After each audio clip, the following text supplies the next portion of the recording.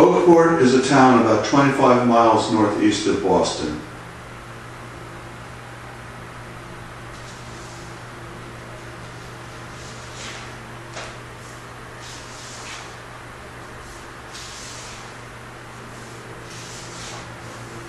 I'm skipping over a lot of stuff in this story.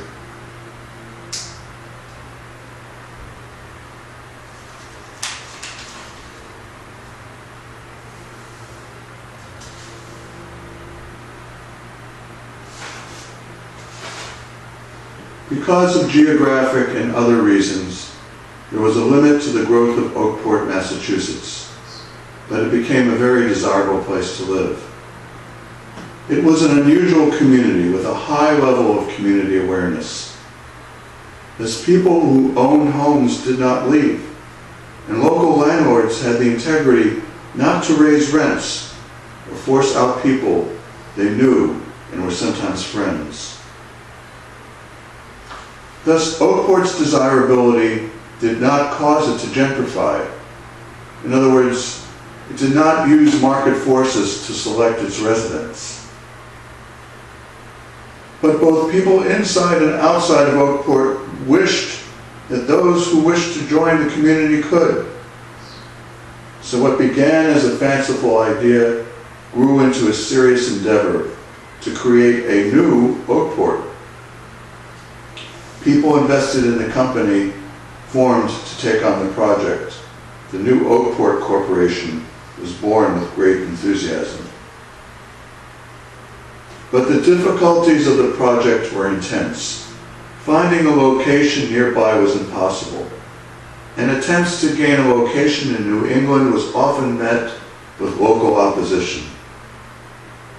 The new Oakport Corporation was regarded as a real estate developer, and open farmland or woods was something precious to most in New England and was to be preserved and not developed. Thus, by the time a place as far away as Nebraska was considered, people in Oakport were already beginning to suspect New Oakport was a lost cause, a fantasy.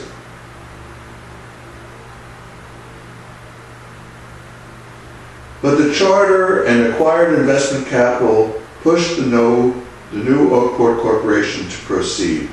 The move to Nebraska may have seemed desperate, but it was there that building New Oakport was feasible, and the project still had some support back home. But Oakport was changing. Some people were starting to move out, and thus others were moving in. For some, there was a little disillusionment with Oakport itself.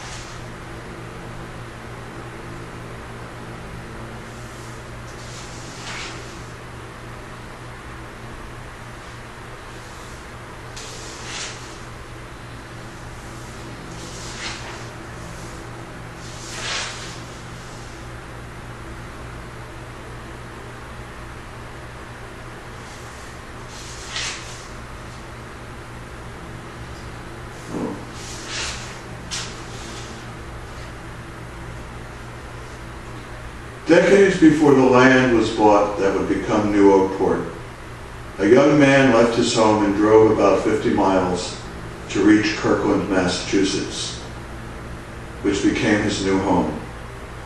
He was captivated by the town as a visitor several times in the year before. He was a college dropout and unskilled. The only job he could get was as a dishwasher, and there was plenty of that work available in Kirkland. It was a tourist town with plenty of restaurants. Paul's mother was a little relieved that he had left home. His older sister was about to graduate and already had a job offer in Boston. Donna did not want to be stuck with her son living at home and being dependent on her indefinitely. If he was going to be poor, that was too bad, but at least he would be self-sufficient. Whether that was part of his motivation or not, there was dignity in his being independent. She blamed his pot smoking for his being unable to continue at school. Donna Fieldstone kept her married last name so as to be identifiable as her children's mother. But she had divorced after 9 years. She knew Robert had been cheating on her for years, but she was not yet ready to go through the drama of confrontation and breakup.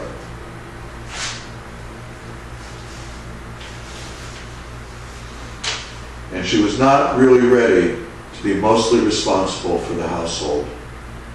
She was not really ready to be alone. But the resentment and grief over rejection, humiliation, and his smug satisfaction, he barely noticed when she moved into the guest room and they had no longer slept together. She could not contain herself anymore.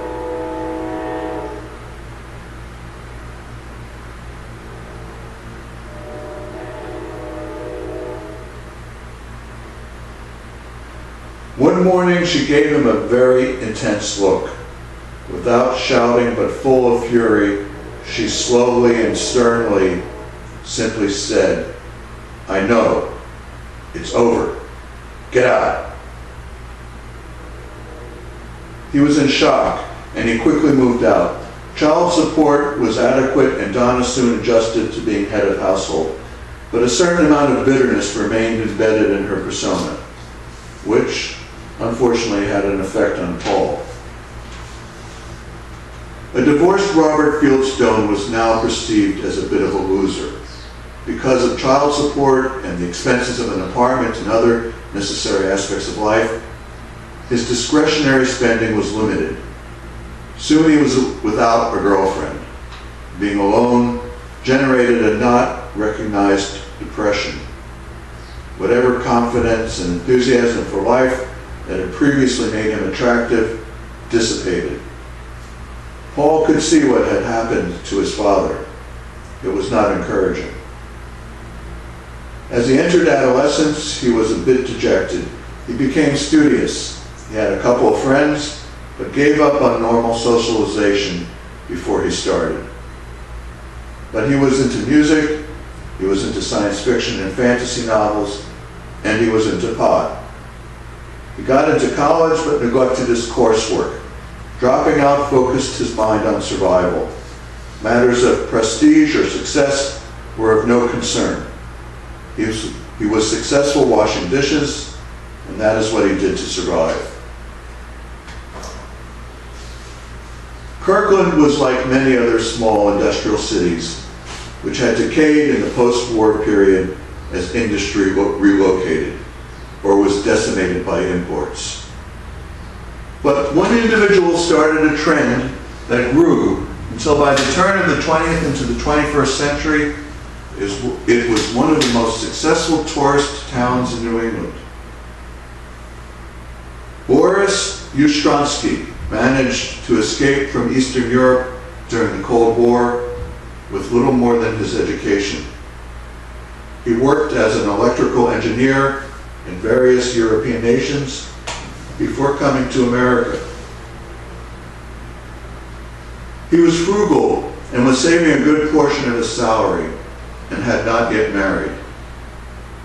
He had the bad fortune of getting a seemingly good job with a company in Kirkland a year before it went bankrupt.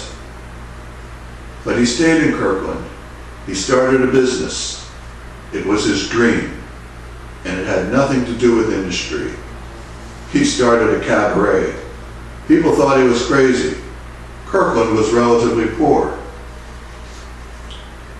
But Kirkland was a cheap place to do business. Not only real estate, but contractors and the trades worked at much lower than big city rates. He bought a building on the former Main Street of Commerce and completely renovated it. An elegant and spacious room with tables and seating for 170. A low but large stage for musicians and dancers. The upstairs floors were converted into small apartments. He planned to use them for some of the performers. But that was not all. He realized he should create a small hotel nearby for customers. In spite of how unusual the whole project was, he did not put up all the money. He found other investors. He was convinced that people from the whole Boston metro area would find their way there. There would be nothing like it anywhere else. But the most important figure would be the musical director he would hire.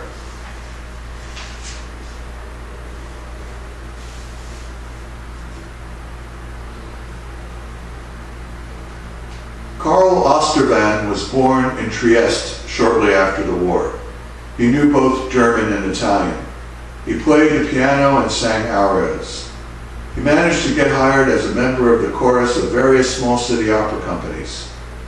Thus he moved often and always looked for better opportunities. Boris met Karl at a private party in Vienna, where Karl was hired to sing aria with a small musical accompaniment. Karl mingled with the guests, and Boris found out Karl shared his appreciation of the music of Kurt Weill. Boris somehow got the impression that Karl had greater talent than just singing.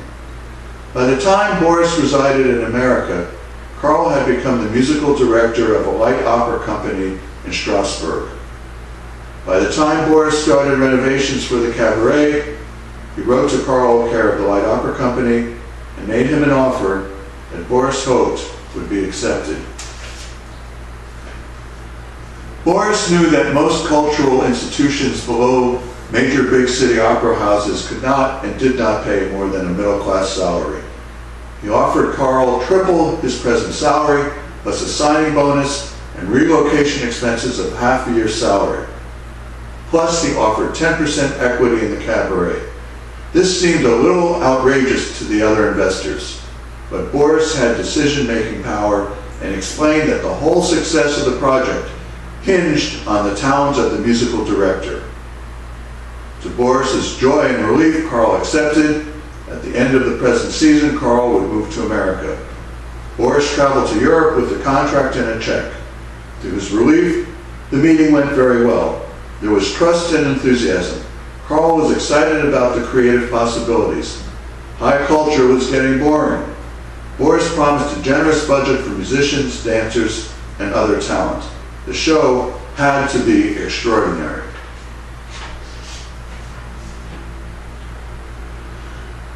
The Star City Cabaret in Kirkland was a success. The music was diverse, but mostly derived from the music of many regions of the world. The singing was in different languages. When there was not singing, there was dance, which was often erotic, but not at all like a strip club. The show was for 2 hours. The food was good and a quality bar. It was, however, expensive. Boris advertised in the Boston Globe magazine, but depended on word-of-mouth recommendations. People just naturally talked about their time there. The investors themselves, after seeing the show, had a special motivation to brag about it. But it was an extraordinary show, and those who could afford it did talk about it to others who were probably in the same economic strata, and curiosity was evoked. The cabaret was not just another high-quality restaurant, which there were many of. It was unique, and was only a short time before Friday and Saturday evening shows were sold out.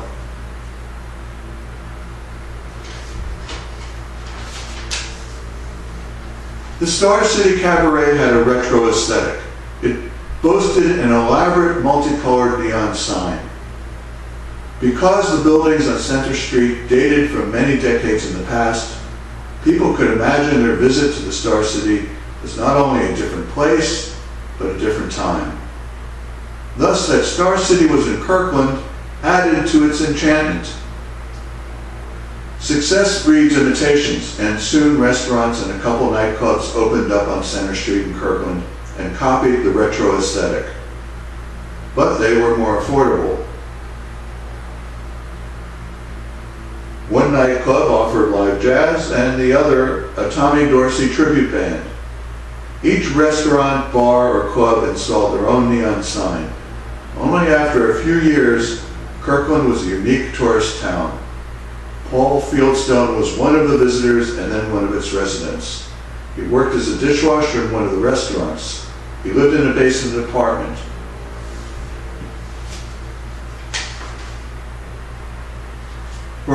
while Paul enjoyed the enchantment of living and observing in Kirkland, he could only afford to go to two establishments. The Silver Dime Cafe was large with high ceilings, coffee, baked goods, ice cream. It was crowded on weekends, but other times Paul could sit there with a coffee and a muffin and a newspaper for long periods. Also Lucky's Diner, which he sometimes went to after work and could observe the tourists after their night of revelry. He lived in a basement apartment 5 blocks from Center Street. He walked Center Street a lot, envying those who could afford the restaurants and clubs, jealous of the men with wives or girlfriends. Increasingly, depression displaced much of his enjoyment of the alternate realm that was the tourist town. Fantasy dissipated and alienation became self-conscious. His hours at work increased, and he almost preferred to be working and focused on the mundane tasks. He was able to save a little money. At some point, he would leave.